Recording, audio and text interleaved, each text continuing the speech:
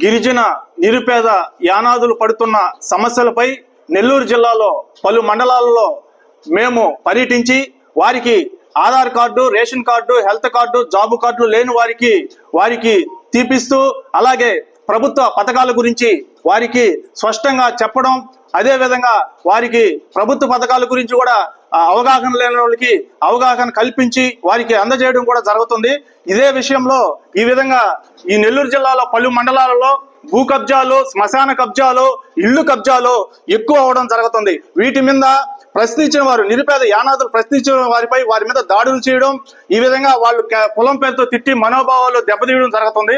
వీటి మీద మేము స్థానిక పోలీస్ స్టేషన్ లో కంప్లైంట్ ఇచ్చినా కూడా ఎటువంటి చర్యలు తీసుకోవటం లేదు.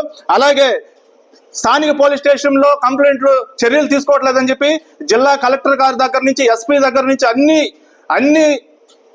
అందరు అధికారులకు అర్జీలు ఇచ్చినా కూడా మాకు వాటి మీద ఎటువంటి చర్యలు తీసుకోవటం లేదు. కారణం ఏంటంటే లోకల్ గా ఉండే మండల అధికారులు, రాజకీయ నాయకులు, గిరిజన యానాదులు వాళ్ళేం చేస్తారో అనే ఒక దురుద్దేశంతో మమ్మల్ని ఈ విధంగా దాడులకు పడి అన్యాయంగా గురి చేస్తున్నారు.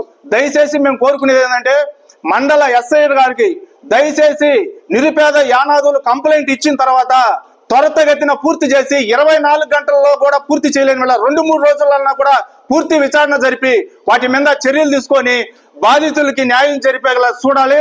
అలాగే దుర్మార్గుల మీద ఎస్సీ ఎస్టీల కేసులు కట్టి వారిని శిక్షించాలని చెప్పి కూడా మేము కోరుకోవడం జరుగుతుంది.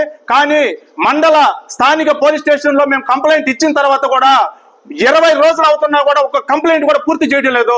వీళ్ళు నిరుపేద యానాదులు ఛార్జీలు 20 రోజుల్లో అందరు అధికారుల చుట్టూ తిరగాలంటే ఎంత డబ్బులు ఖర్చు అవుతాయి. ఇదే విధంగా వీళ్ళు మండల అధికారులు, అదే మండల ఎస్ఐ గారు పోలీస్ స్టేషన్ లో చేసే ఈ స్లో అవడం వల్ల 20 రోజులు తిరిగి ఈ విధంగా ఎస్సీ ఎస్టీ కేసులన్నీ నీరు కార్చే విధంగా చేస్తున్నారు. ఇదే బాధితుల్ని భయభ్రాంతులకు గురి చేస్తున్నారు.